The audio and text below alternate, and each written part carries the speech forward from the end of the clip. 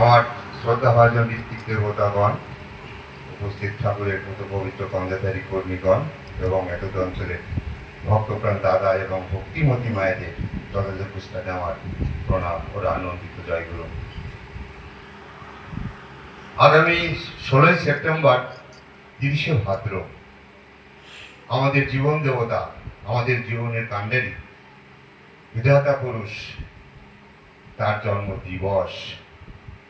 সদ্য কয়েকদিন আগেই আমরা দেওঘরে দেখে এলাম তার জন্মতিথি উৎসব। যারা যায়নি তাদের অনুভূতির মধ্যে আনা কঠিন ব্যাপার। একমাত্র বিশ্বাস এবং ভক্তির চোখ ছাড়া এখানে বা সেখানে কি অনুষ্ঠান হয়েছে তা অনুভব করা যায় না। আমি সচক্ষে দেখেছি, তার ভেতর থেকে আমি যেটুকু অনুধাবন করতে পেরেছি, আমার জীবনে এত লোক, এত ভক্ত আমি দেখিনি।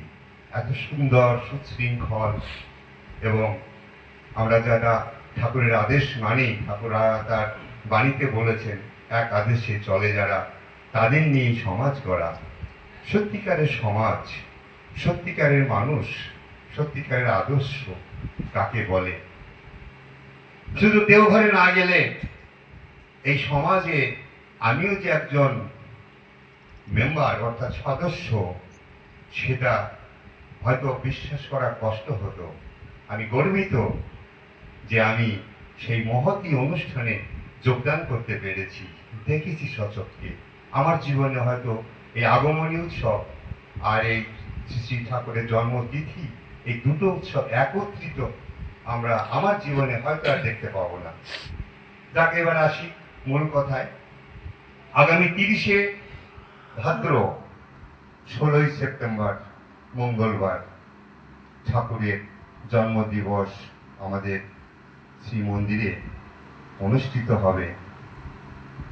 আমরা বাড়িতে আমার ব্যক্তিগত, আমার বইয়ের বা আমার ছেলে বা নাতিপুতির কারো জন্মদিন অনুষ্ঠান হলে যদি আমাদের সাধ্য না থাকে, কিন্তু স্বাদ আছে, উপায় নেই, অর্থ নেই, প্রয়োজনে কিন্তু পাশে বা হিতাকাঙ্ক্ষী যারা আমার, তার কাছ থেকে কিন্তু প্রয়োজনে ধার করে এনেও তার জন্মানুষ্ঠানটা আমরা যথাযথভাবে পালন করি।